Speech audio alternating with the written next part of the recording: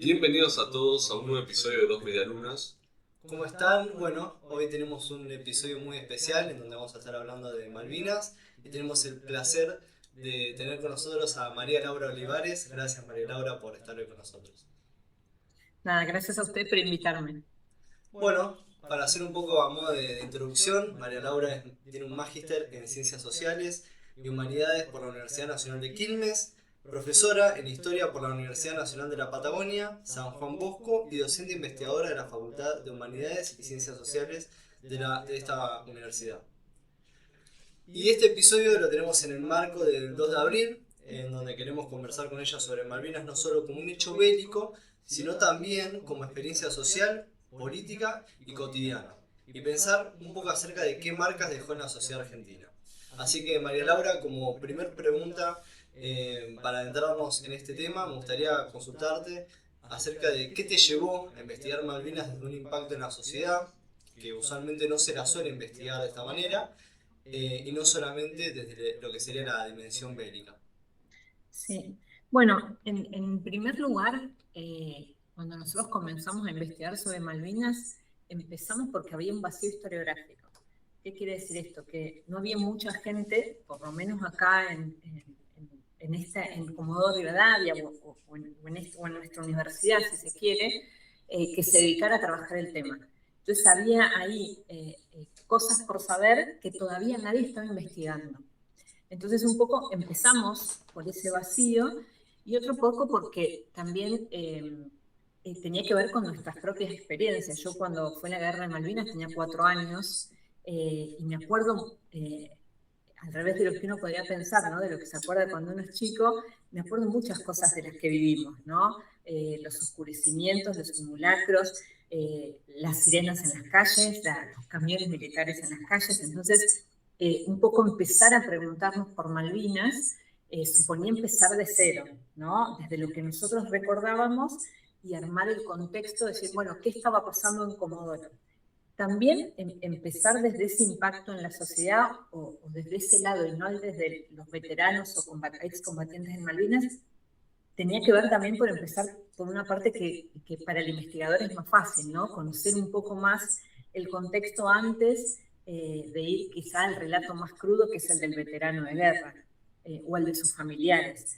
Entonces, un poco la idea de analizar en primer lugar el impacto en la sociedad tuvo que ver con eso. ¿Sí? Bueno, sepamos qué pasó en Comodoro, cómo nos preparamos para esa guerra, y después avancemos un poco más, ¿no? Creo que incluso para empezar a charlar con excombatientes estuvimos un par de años, ¿no?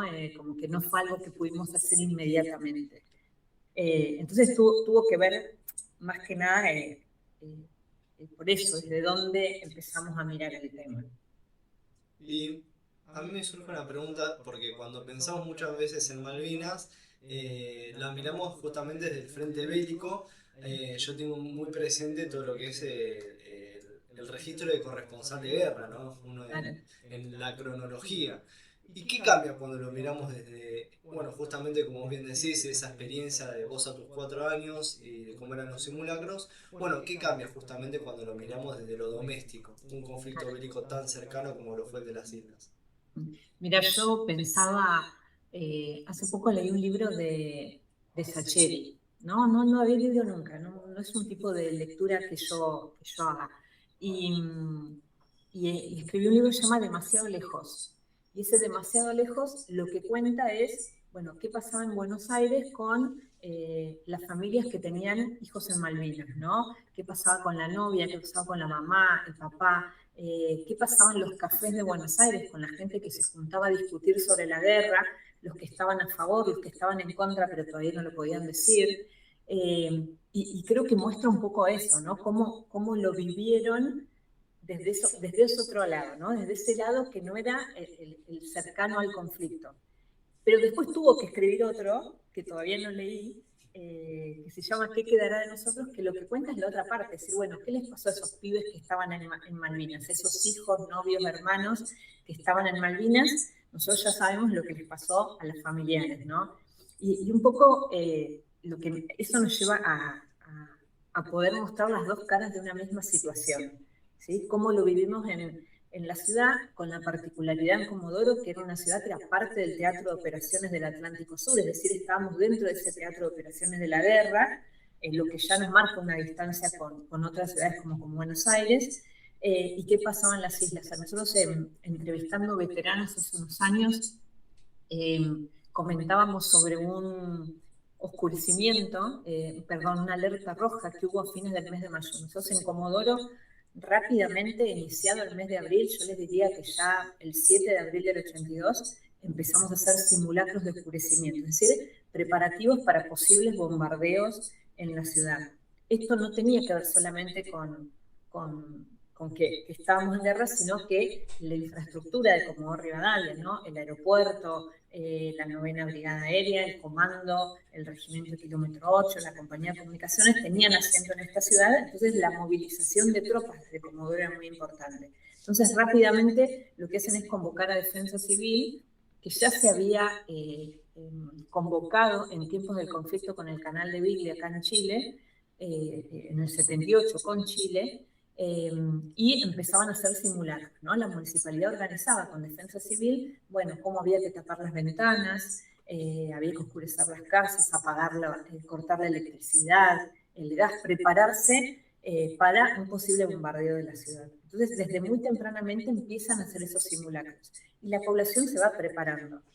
Ahora, a fines de mayo, cuando ya estamos en pleno conflicto, ¿sí? con muchos combates en Malvinas, hay una alerta roja, que es decir, no era un simulacro porque no estaba anunciado, no estaba planeado, hay una alerta roja a fines del mes de mayo que conmocionó a toda la ciudad, ¿no? La gente, si bien había practicado todo este tiempo cómo reaccionar, fue una conmoción, ¿no? Bueno, algunos los agarró en la calle, te pedían no retire a sus hijos de la escuela, porque las escuelas saben qué hacer en estos casos.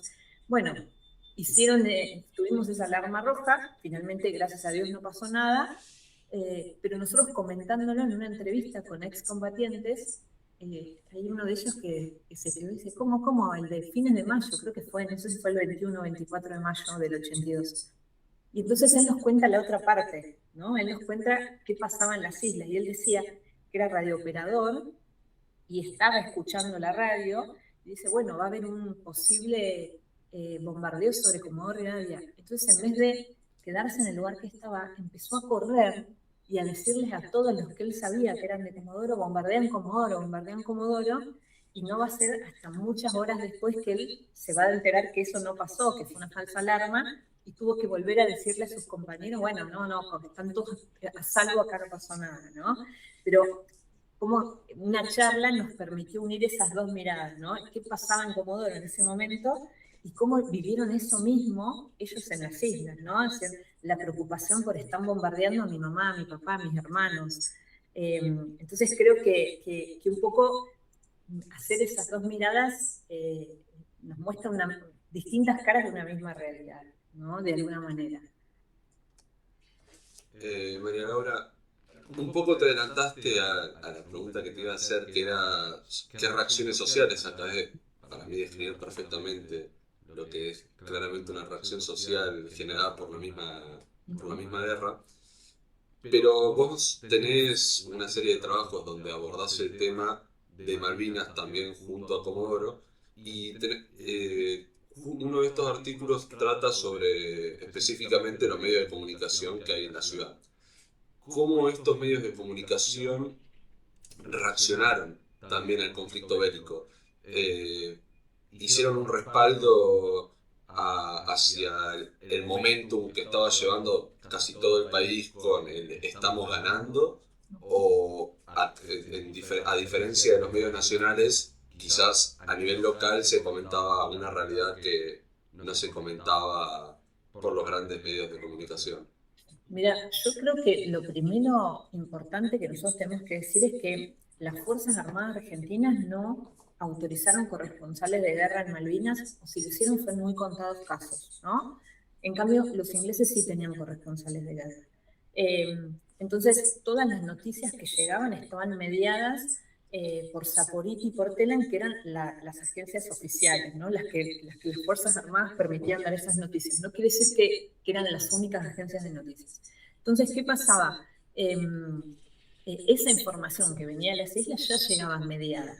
Acá en Comodoro lo que va a pasar específicamente es que van a empezar a llegar, como era parte del teatro de operaciones, o sea, las oficinas del quinto cuerpo del ejército se trasladan de Bahía Blanca hasta Comodoro transitoriamente, ¿no? Como que gran parte de la logística pasaba por la ciudad, empiezan a llegar periodistas nacionales e internacionales a la ciudad.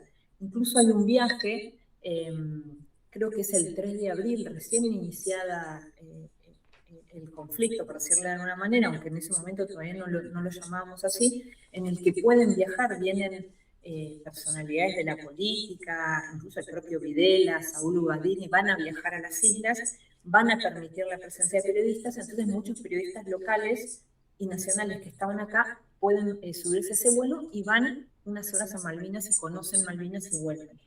Entonces, a partir de ese momento, y cuando ya empieza un poco a avanzar el periodo del mes de abril, los periodistas que estaban acá lo que van a hacer es pedir, bueno, denos información, ¿no? Hagan ruedas de prensa. Entonces se designan un coronel, que era el coronel Solís, que un periodista muy famoso de Comodoro, que era Daniel Alonso, decía que le apodaban el coronel desconozco, porque acá pregunta que le decían desconozco, es el que empieza a dar esas ruedas de prensa para los periodistas locales y los nacionales, y lo primero que hace cuando va a la primera ronda de prensa es recordarles un artículo del Código Penal que decía que está penado difundir secretos que tengan que ver con la seguridad de la nación, etcétera, etcétera, ¿no? Como poniéndoles un freno.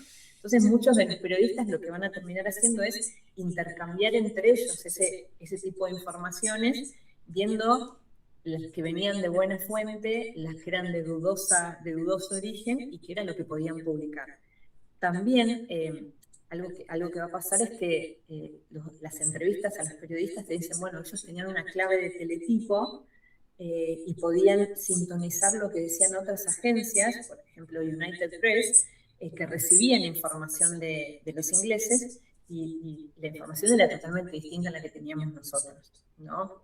Entonces, sí hubo un control de esa información o de esos medios de comunicación, si se quiere, pero al mismo tiempo, si nosotros miramos, no sé, las famosas tapas de las revistas Gente, vamos ganando, ¿no? Que aparecían todo el tiempo en los medios nacionales, tiene un poco que ver con la poca información que había, pero también con una propaganda y una exaltación que se quiere, que era propia, probablemente era más propia de los medios que obligados por el gobierno nacional, ¿no? El gobierno nacional daba, este es el comunicado, y después cada medio le daba esa interpretación.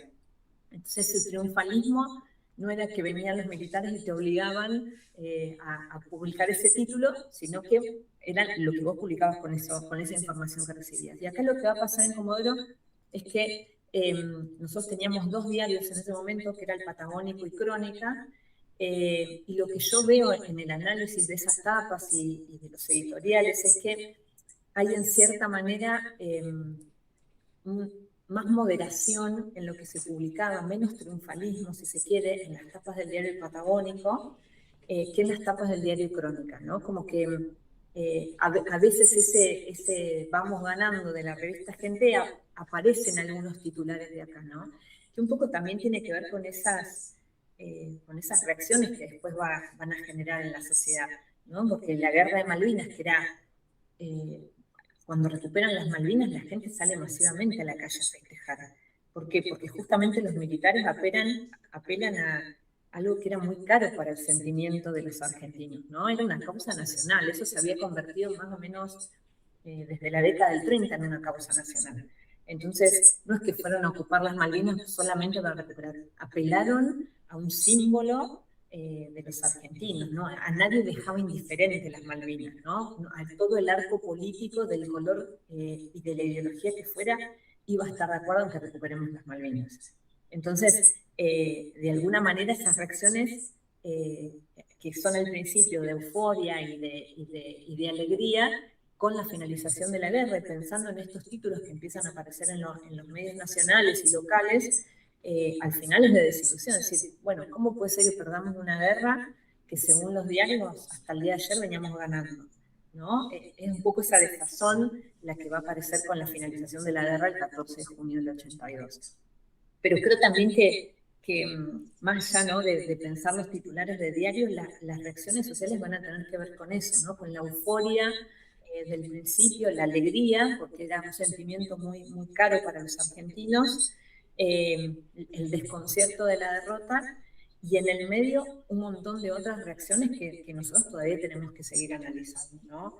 Pienso en Comodoro, no sé, las primeras reacciones tienen que ver con la solidaridad que va a pasar en otros puntos del país, ¿no? Bueno, ¿qué podemos hacer para ayudar a los soldados que están en la guerra? Pienso en el hospital regional, pienso en las abuelas, tías que se juntaban a tejer sombreros, bufandas para los soldados. Hay una anécdota de un excombatiente que dice: los primeros días llegan los tejidos de las abuelas de, no sé, de Comodoro, supónganse, a las islas. Era un gorro de lana amarillo, dice, nos llegábamos a poner el gorro de lana amarillo, nos ponían un tiro en la cabeza, ¿no? Cosas que la gente hacía de muy buena voluntad, pero que después no tenía mucho asidero de ser usado allá. Entonces, me parece que hay toda una gama de reacciones sociales vinculadas a la recuperación de Malvinas que aparecen. No sé, pienso ahora no sé, el primer caído de Comodoro, ¿no? Uno de los primeros muertos en las Islas Malvinas es Mario Almonacid, el soldado Mario Almonacid, que muere como parte del conflicto con Malvinas, pero no muere en Malvinas, sino en las Islas Georgias. Y como esto pasa el 3 de abril, el cuerpo va a llegar rápidamente a Comodoro, ¿no? Lo van a traer a Comodoro, la familia lo va a poder velar, la comunidad de Comodoro Rivadavia se va a poder despedir. Y ahí también hay una paradoja, ¿no? Pensando en esto de las facciones sociales. El padre de Mario Almonacid era chileno, es chileno porque todavía vive, y trabajaba en el marco del conflicto con el Canal de Beagle en 1978 en Agua y Energía. Entonces, como el conflicto por el Canal de Beagle casi nos lleva a una guerra con Chile, es un momento, ese periodo es un momento de mucha discriminación y mucha desconfianza hacia la comunidad chilena en la Argentina, sobre todo en la Patagonia, que es donde más migrantes chilenos teníamos, ¿no? Incluso en algunos lugares, como Bariloche, les van a hacer malvender las casas a los chilenos diciendo que tenés que volver a tu país, ¿no? Una especie de estafa. Y al padre de Mario Almonacid, en ese contexto, lo echan de Agua y Energía solamente por ser chileno, ¿no? Sospechado solamente por ser chileno. Tu vecino de toda la vida podía ser sospechado de espía o de complicidad en una posible guerra. He ahí la paradoja que ese chileno que es despedido, sospechado, se convierte en el padre del primer héroe de guerra local, ¿no?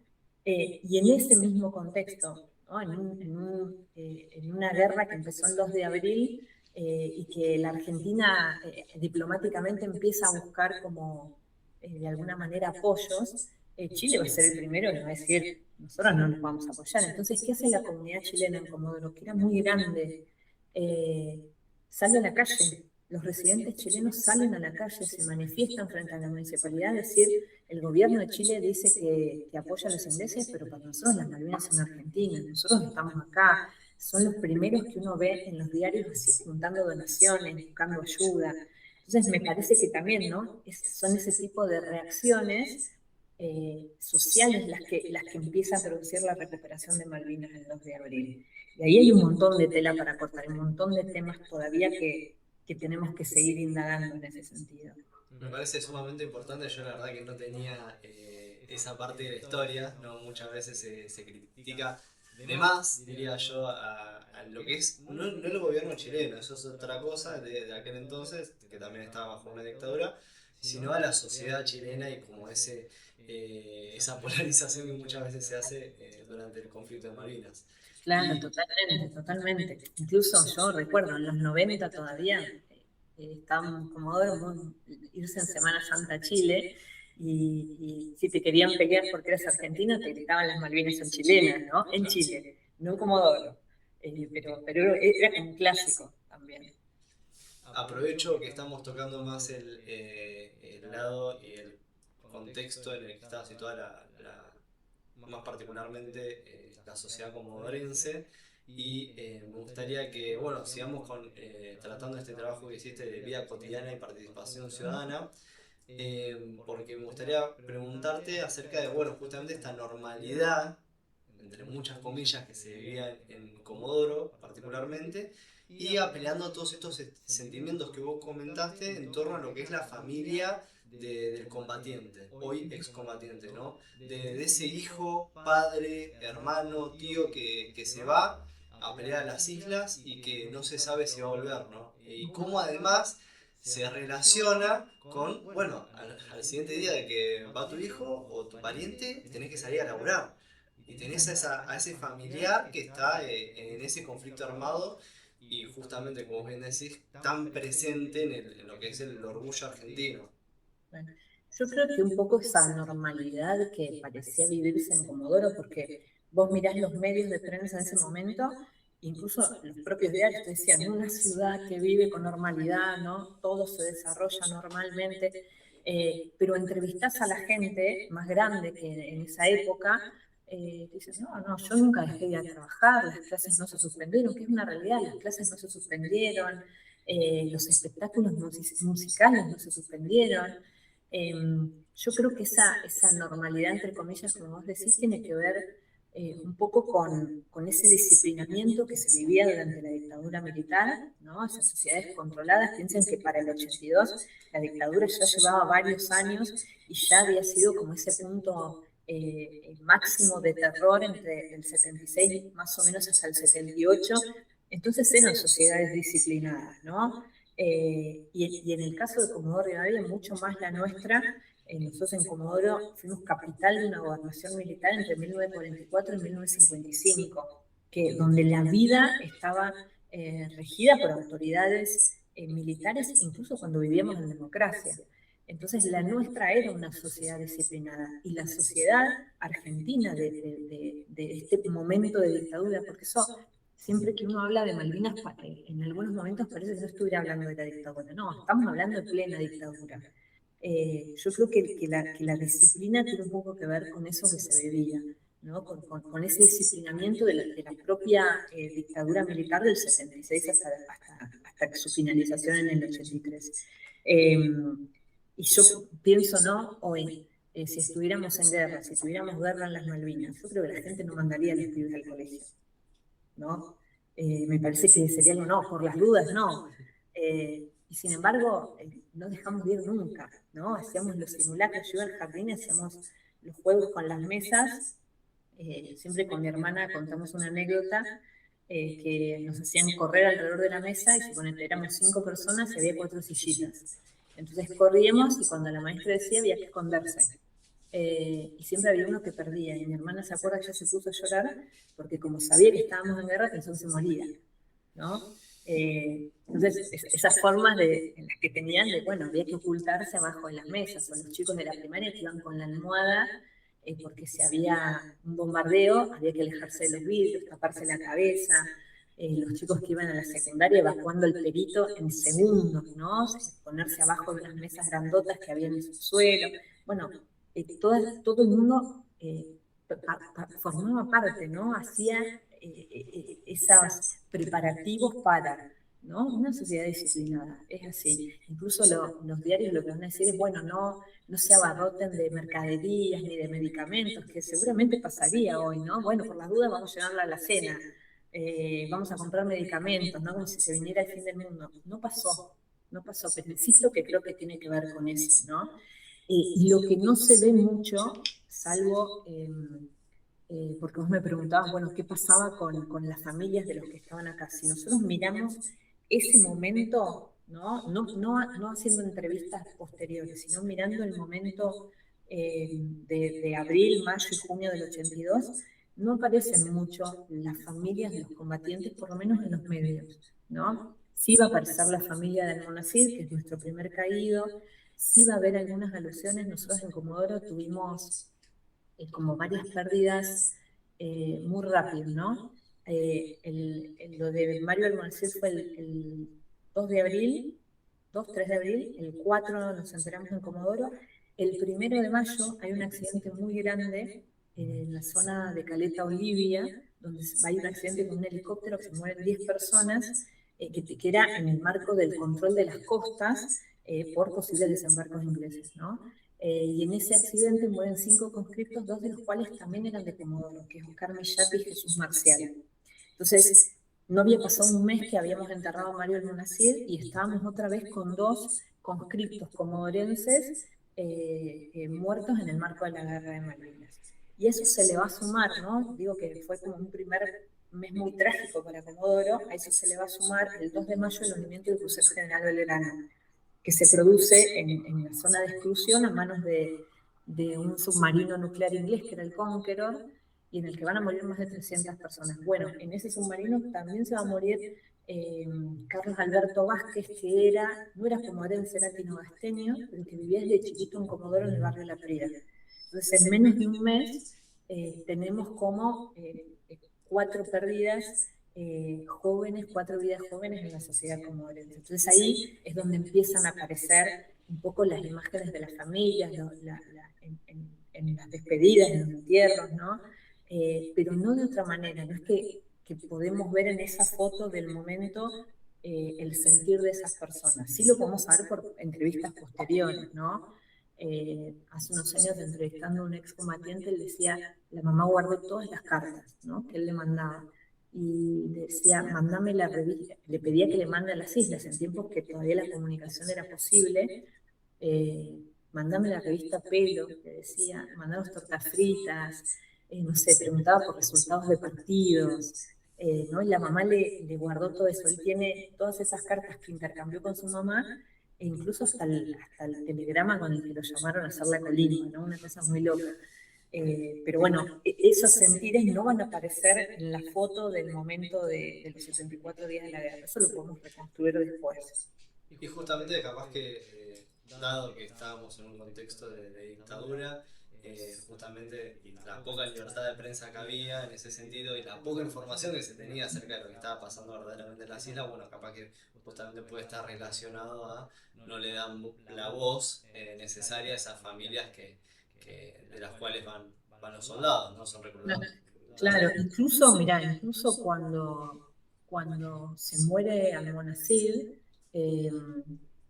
hay uno de los diarios que va a cubrir más el sentir del barrio, ¿no? Los vecinos entrando a la casa familiar en el barrio Ceferino, el shock de la gente, ¿no?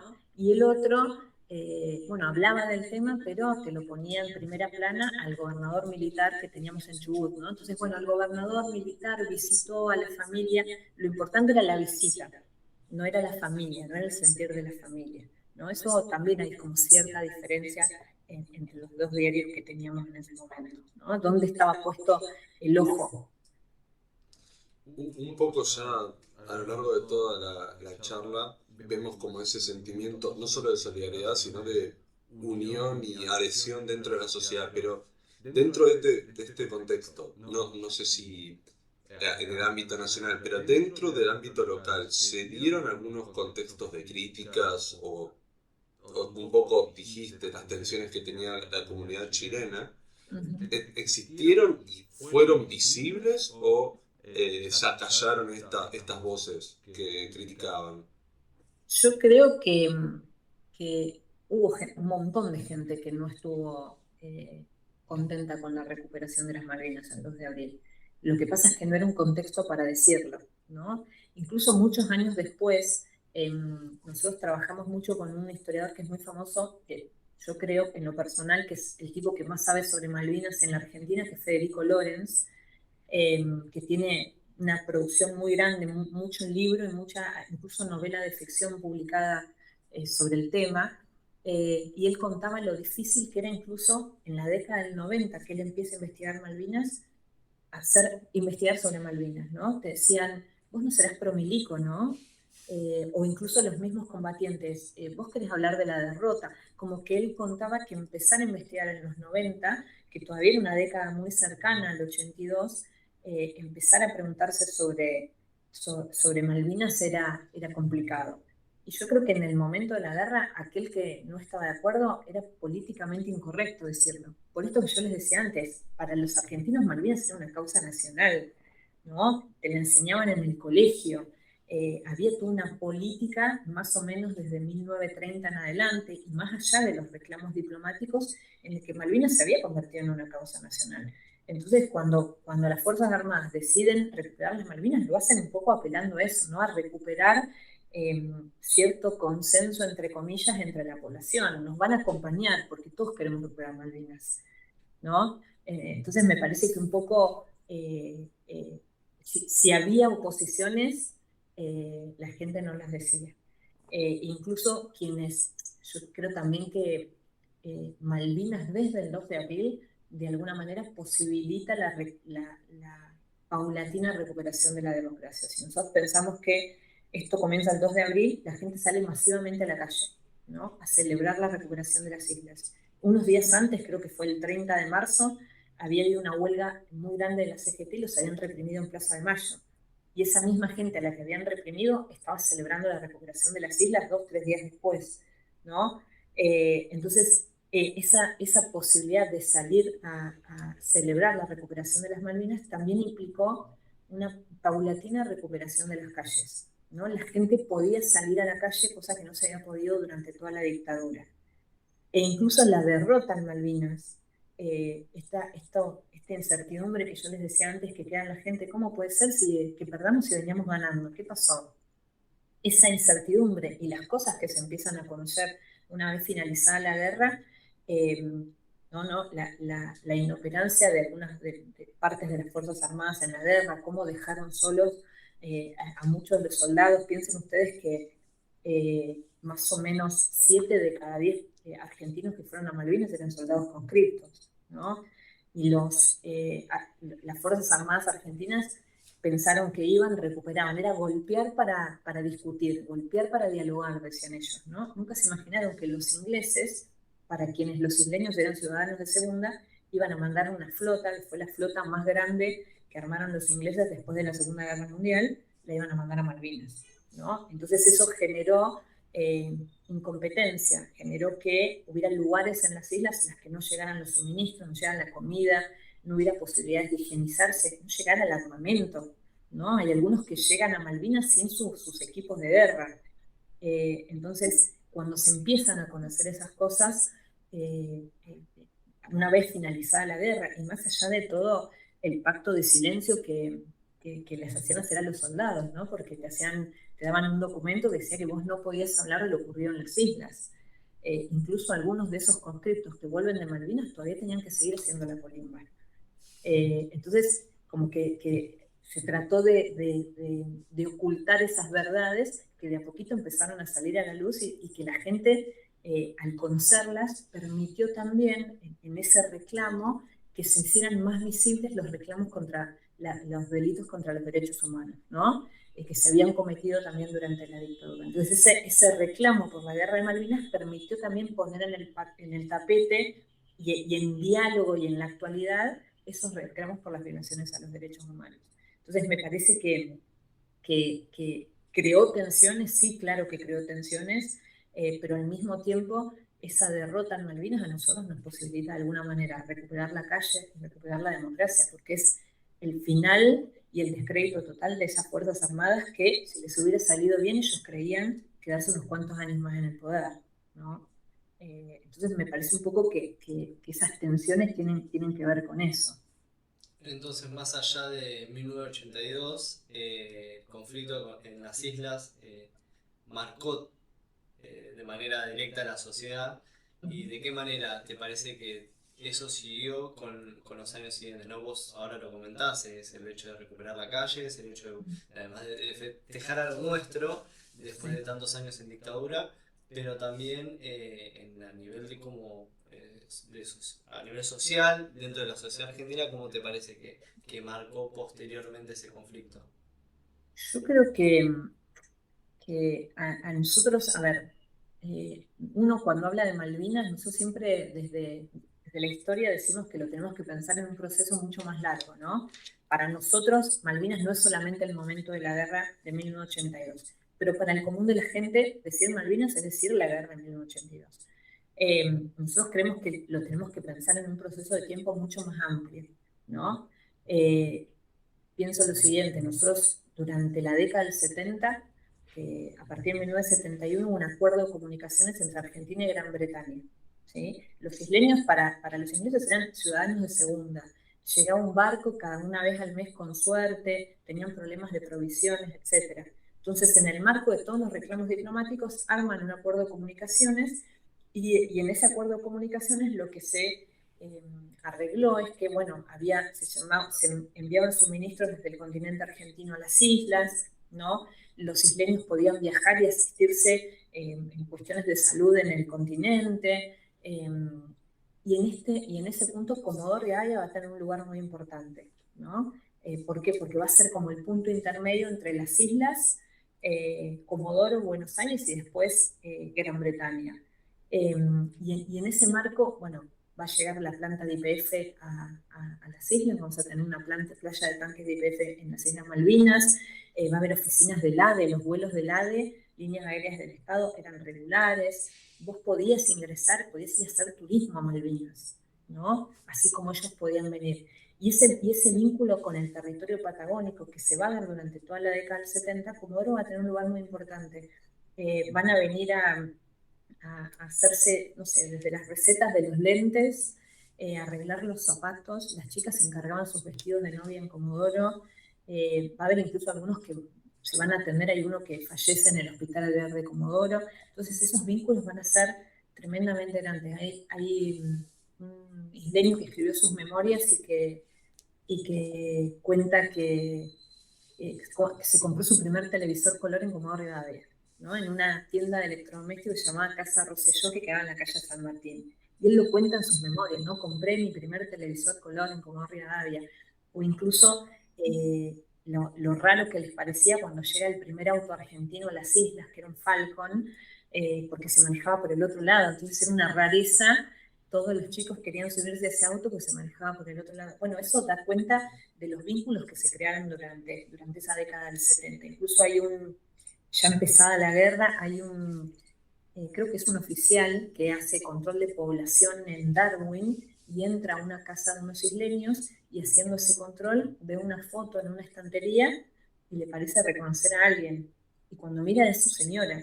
¿Por qué? Porque su esposa, mientras era estudiante, había sido compañera de una isleña en la Universidad en Córdoba, ¿no? Entonces, esas pequeñas cosas nos muestran los vínculos que se habían construido en esa década del 70. Vínculos que nosotros con la guerra del 82 perdimos totalmente. ¿Por qué los perdimos? Porque los isleños lo vivieron como una invasión, ¿no? Yo el otro día recordaba una entrevista de Federico Lones que él comentaba que en los primeros viajes que hizo Malvinas, 2006-2007, dice que algunos, no sabe si es verdad o no, si lo estaban chicaneando, le decían que en la década del 70 no se preguntaban cuándo nos iban a invadir los argentinos, sino cómo íbamos a pasar a ser argentinos. Cosa que si nosotros miramos hoy a las islas es imposible, no hay una unanimidad en que las islas son inglesas. Entonces, todos esos vínculos que nosotros formamos los perdimos con la guerra del 82, ¿no? Entonces, cuando decimos hay que pensar Malvinas en un contexto más amplio, nos referimos, por ejemplo, a este tipo de cosas, ¿no? Incluso en la posguerra, el mismo 2 de abril, recordar el mismo 2 de abril tiene toda una connotación. Quien pone el 2 de abril como un feriado o como el Día del Caído en la Guerra de Malvinas es Viñones, que es quien va a suplantar a Galtieri en la Junta Militar, ¿no? Como presidente de los argentinos, y es el que después va a hacer el traspaso con Alfonsín. Y él lo pone siendo un militar, ¿no? Bueno, el 2 de abril, Día de los Veteranos Caídos en la Guerra de Malvinas. Cuando Alfonsín asume, quita este feriado del 2 de abril, ¿no? Y lo que se empieza a reivindicar nuevamente es el 10 de junio, que era el día de la reafirmación de los derechos soberanos sobre Malvinas. Posteriormente, en el 2001, se va a volver a poner el 2 de abril. Ahí hay un poco de polémica porque algunos lo que van a decir es, durante el gobierno de la Alianza, creo que era ministro López Murphy, va a insistir con que se vuelva a poner el 2 de abril como feriado, y en realidad algunos historiadores lo que dicen es que las razones eran las equivocadas, porque dice, eran los 25 años del golpe, se cumplían por ahí 25 años del golpe, y entonces dice, bueno, como que hay que darle algo a esta gente, los venimos castigando de algo, hay que darle algo a esta gente, y por eso volver a estar el 2 de abril. Eso después se va a ir resignificando con el tiempo con un montón de políticas de Estado que que van a permitir conocer más sobre Malvinas y darle la importancia que merece, pero para eso vamos a tener que esperar 2003, 2004 y un poco más, ¿no? Entonces me parece que las marcas de Malvinas son esas. Todo el mundo habla del momento del 82, pero tenemos una historia mucho más larga para conocer y para reivindicarse, si se quiere, sobre Malvinas. Y perdón, sumo una pregunta fuera de guión. ¿Te parece que mirando justamente para el futuro y estos vínculos que teníamos con los isleños, de vuelta, reafirmando que las islas es para todo argentino y todo lo que es el orgullo de ser argentino y de reclamar nuestro territorio soberano, ¿hay alguna posibilidad de volver a establecer esos vínculos de manera que cada vez el Estado y por supuesto también la sociedad se acerque un poco más a lo que son las islas? Yo, en lo personal, yo no lo veo muy posible. A ver, si nosotros hablamos del 70, los isleños eran ciudadanos de segunda y empezaron a depender del continente argentino para todo. Y eso cambió, ¿no? De ser ciudadanos de segunda, después de la guerra, son ciudadanos con todos los derechos, tienen una base militar tremenda, Mount Pleasant, vendieron los permisos de pesca, el petróleo, yo creo que eso está cada vez más lejano, ¿no? Y más pensando que en muchos de los argumentos diplomáticos se alega el derecho a autodeterminación de los pueblos, ¿no? Como que, bueno, ellos son eso es mentira, la población, no había población originaria en Malvinas, no había población originaria, fueron pequeñas ocupaciones que se hicieron desde el descubrimiento de las islas, que fueron algunas temporarias y que correspondía después cuando el gobierno del Río de la Plata manda a su gobernador a las islas, ¿no? Entonces, ¿de qué derecho a autodeterminación de los pueblos me hablas si ustedes no son población originaria? Son población implantada, son corrientes migratorias, incluso muchas relacionadas con nuestra propia migración en Argentina, ¿no? Nosotros tenemos muchos descendientes de ingleses, escoceses, sobre todo en la zona de Santa Cruz, que no vienen derecho desde Escocia a la Argentina, vienen pasando por las Islas Malvinas, ¿no? Entonces, yo creo que en lo personal, es horrible decirlo, yo creo que tenemos que seguir reivindicando nuestra lucha por los derechos de argentinos sobre Malvinas. Creo más que nunca que las Malvinas son argentinas, pero me parece que es un conflicto que tenemos cada vez más difícil, ¿no? Cada vez más difícil. El lobby que ellos tienen ahora en las Malvinas no lo tenían antes del 82, cuando quizá hubiera sido posible o hubiéramos estado más cerca de lograrlo. Y bueno, ya para ir cerrando, hoy, a 44 años ya del conflicto, un poco comentaste cómo ocupan Malvinas, el tema Malvinas a la memoria colectiva, al inconsciente colectivo, y vos crees que con el pasar del tiempo, este imaginario, esta memoria, fue alimentándose de una manera positiva o negativa? O sea, podemos decir que cuando se habla de Malvinas, se habla de algo que está creciendo con el pasar del tiempo o que cada vez se va apagando más el tema y ya solamente es un feriado que la gente espera para tener el día libre y hacer un viaje. Yo creo que no, yo creo que desde la guerra en adelante, o sea, a nosotros nos pasaba que íbamos a jornadas de historia reciente, por ejemplo, y hablábamos sobre Malvinas, y entonces decíamos, no, pero en Comodoro se hacía la vigilia desde ahí nomás, terminada la guerra. Y otros historiadores de otros lugares del país decían, imposible, eso pasa desde el 2003 en adelante.